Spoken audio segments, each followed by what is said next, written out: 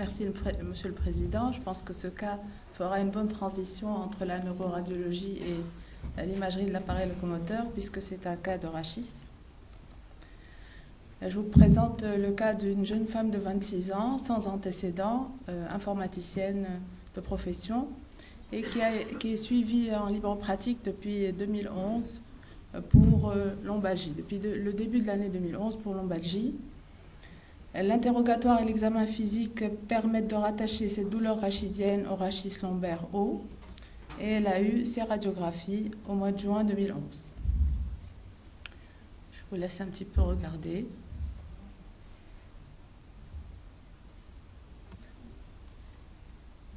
Bon, c'est vrai que la charnière dorso-lombaire ici n'apparaît pas très bien. Ce sont les radiographies que la patiente a apportées avec elle. J'ai essayé de les radiographier, enfin de les photographier au mieux pour vous. Et voici des images agrandies sur la charnière dorso-lombaire.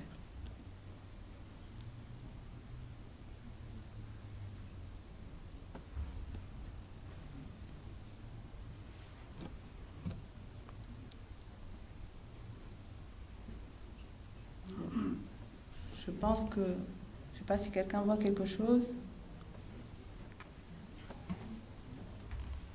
À vrai dire, ces radiographies ont été interprétées comme normales et je crois qu'elles sont d'ailleurs quasi normales. Je ne suis pas très objective puisque je connais le cas.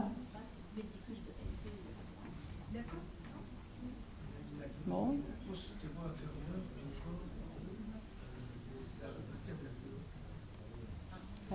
La vertèbre la plus haute ici? Voilà. Et les deux profils, le tout posterieur inférieur. Non, plus haut. Peut-être. Je ne répondrai pas tout de suite. On verra peut-être la suite des événements.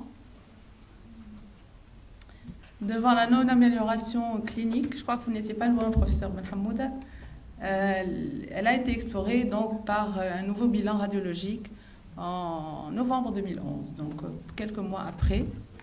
Et là, vous voyez effectivement qu'elle commence un tassement vertébral ici, avec effacement complet de ce pédicule, ostéolyse de l'hémiarque postérieur droit de cette vertèbre L1.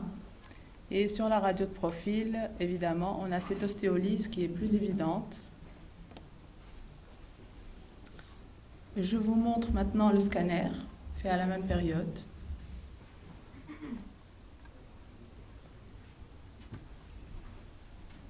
Je crois que c'est facile, hein. Enfin, la description est facile maintenant. C'est une lésion ostéolytique. Elle intéresse le corps vertébral et les l'hémiarque postérieur droit de L1. Elle est plutôt expansive. Elle a des contours internes relativement nets et polylobés. Et il y a une interruption de la corticale à plusieurs endroits, avec une extension au tissu mou. Et on devine déjà ici au scanner peut-être une extension à l'espace épidural. On voit qu'en fenêtre tissulaire, la lésion comporte au moins un caractère un peu multiloculé et elle comporte des zones d'au moins 2 densités distinctes.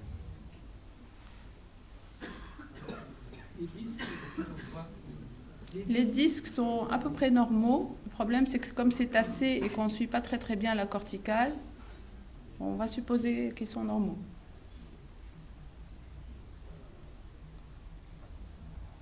Bon, je vais vous montrer quand même l'IRM. Vous avez une coupe transversale ici, pondérée T2, coupe sagittale T1, T1 après injection, coupe frontale T2 et sagittale T2.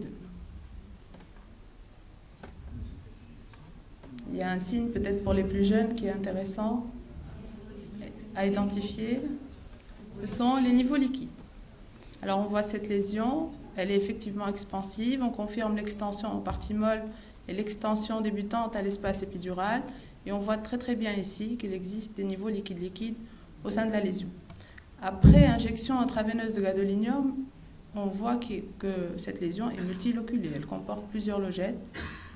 D'ailleurs, le contenu de ces logettes est différent, a un signal différent.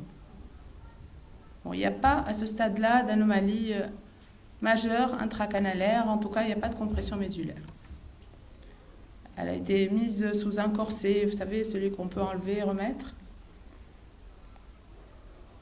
Alors on récapitule, donc une lésion ostéolytique, hémicorps, hémiarque postérieur de L1, chez une patiente jeune, sans antécédent, évolution clinique relativement lente sur environ 6 mois, avec les images que vous avez vues au scanner et à l'IRM, les niveaux liquides, le caractère multiloculé, cet aspect expansif de la lésion et l'extension aux parties molles d'une part et à l'espace épidural d'autre part. Qu'est-ce que vous pouvez me proposer comme hypothèse diagnostique, en tout cas? Kyste anévrismale, tumeur à cellules géantes, pourquoi pas, tumeur brune, oui. Le bilan biologique était à peu près normal, mais on n'a pas vraiment exploré dans le sens de la tumeur brune, mais on aurait pu. Plasmocytome, un peu jeune, mais ça peut se voir. Échinococose, franchement, avec des niveaux liquides, moi, j'en ai jamais vu. En théorie, je crois que oui, ça peut se voir. Mais franchement, les niveaux liquides comme ça, c'est plutôt un aspect multivésiculaire. Bon, c'est à peu près ces hypothèses-là que nous avons proposées. Elle a eu une biopsie percutanée et l'étude anatomopathologique a répondu kyste osseux anévrismal. Mais comme dirait la publicité, ce n'est pas fini. Qu'est-ce qu'on a fait? Ils ont répondu primitif. Les chirurgiens n'étaient pas très chauds pour y aller. Et on a fait des concertations multidisciplinaires et ils ont trouvé un protocole avec une infiltration percutanée à la calcitonine et aux corticoïdes qui n'a absolument pas réussi. Et à 15 jours de la deuxième infiltration, exacerbation de la douleur. Et puis le scanner qu'on a fait ce jour-là a montré une évolution importante de la lésion et ils ont envisagé un traitement chirurgical.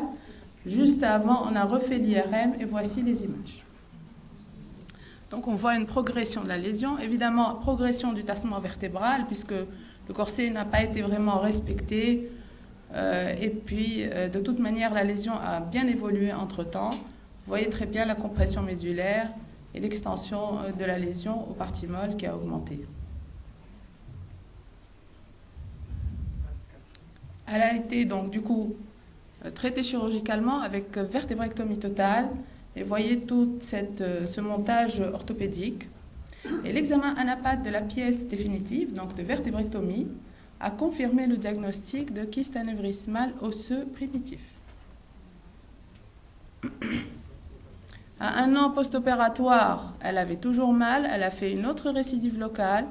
On a tenté une résection, pas carcinologique cette fois, pas complète, mais juste pour libérer un petit peu le canal avec traitement à base de Zometa.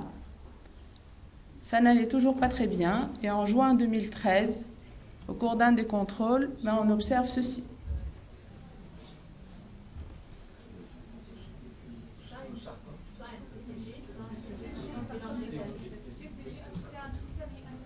Alors, justement, c'est la question principale que je vous pose. Qu'est-ce qu'on peut discuter?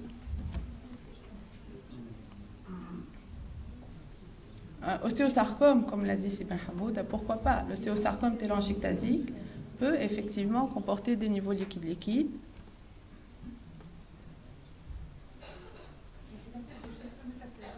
La TCG peut métastaser dans le poumon, mais on avait 2 résultats d'anapathe qui disaient kyste anévrismal primitif, la biopsie et le résultat définitif de la pièce.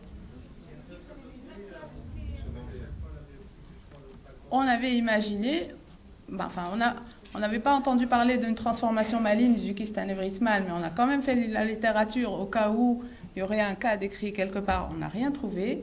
Puis quelqu'un a dit, oui, mais peut-être qu'elle a le droit d'avoir une lésion rachidienne et une tumeur ailleurs.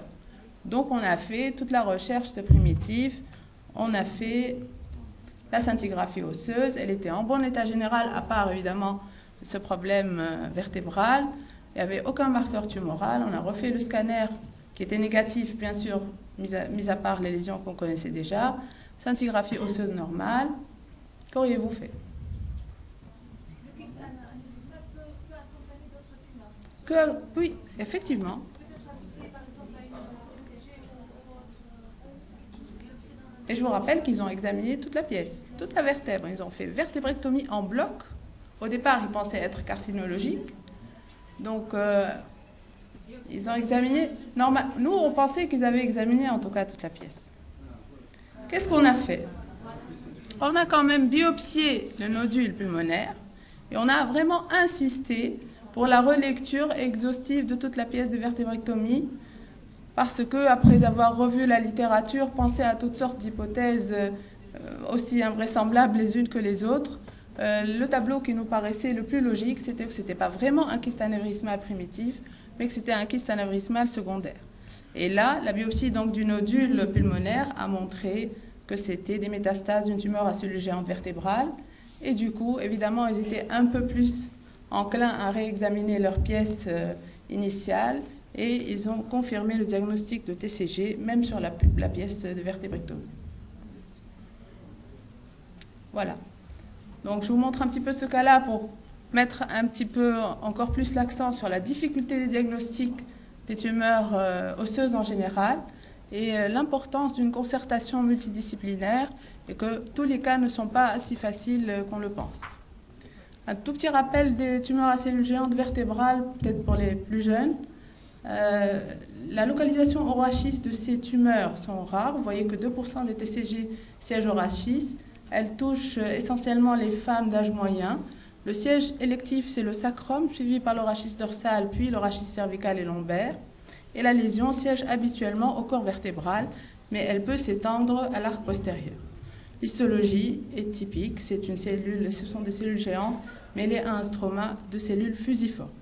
Elles vont se traduire cliniquement par des douleurs rachidiennes et parfois des déficits neurologiques. L'aspect radiographique est celui qu'on a vu tout à l'heure, c'est-à-dire une lésion expansive, parfois des tassements vertébraux. Les TCG sacrées sont souvent volumineuses et franchissent la ligne médiane, alors que les TCG vertébrales peuvent présenter une extension à l'arc postérieur et au tissu mou. Voici un autre cas. Alors, c'était un petit peu la loi des séries. Dans les 3 mois, on a vu 3 TCG vertébrales. C'est une lésion ostéolytique comme la précédente et qui s'étend à l'arc postérieur et au tissu mou. J'ai presque terminé. Les métastases pulmonaires s'observent rarement dans 1 à 6% des cas. L'IRM, bien sûr, permet de faire un meilleur bilan d'extension et montre des niveaux liquides dans 15% des cas. Et le diagnostic différentiel principal à l'imagerie, c'est le kyste osseux anévrismal. Mais comme vous l'avez si bien dit tout à l'heure, on peut avoir des kystes anévrismaux secondaires à une autre tumeur et c'est ça qu'il faut préciser. Le traitement est difficile puisque certaines localisations sont inaccessibles à la chirurgie. Les récidives locales sont fréquentes, jusqu'à 1/4 des cas. Et actuellement, il y a de nouveaux traitements médicamenteux tels que les denosumab. Notre patiente est sous ce traitement-là depuis quelques mois et on assiste à une diminution en taille et en nombre des métastases pulmonaires. On assiste également à je dirais pas une régression de la tumeur primitive, mais également à une meilleure délimitation et une petite diminution de volume de la tumeur vertébrale. Elle est un petit peu mieux que l'année dernière. Voilà.